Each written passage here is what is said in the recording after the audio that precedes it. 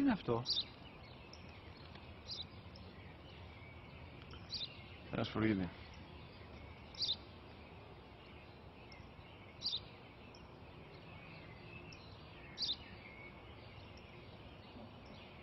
Τι είναι αυτό?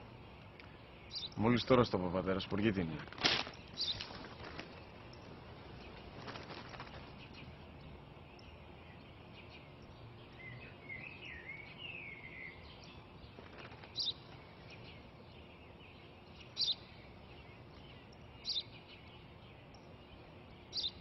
Τι είναι αυτό?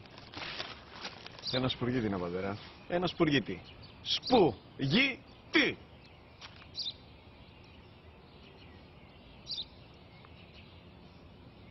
Τι είναι αυτό? Γιατί το κάνεις αυτό το πράγμα, μπορείς να μου πεις? Τόσες φορές σου είπα, είναι ένα σπουργίτη. Δεν το καταλαβαίνεις. Πού πας?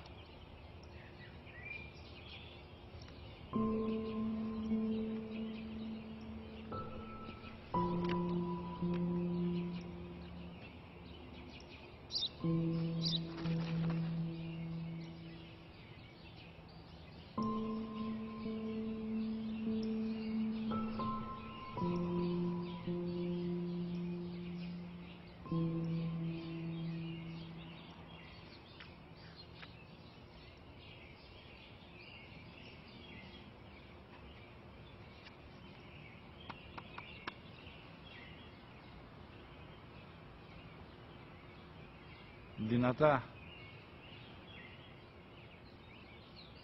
Σήμερα ο μικρός μου γιος που πριν λίγες μέρες έκλεισε τα 3 καθόταν μαζί μου έξω στο πάρκο όταν ένα σπουργίτη ήρθε και κάθισε απέναντί μας. Ο γιος μου με ρώτησε 21 φορές τι ήταν αυτό και του απάντησα και τις 21 φορές ότι ήταν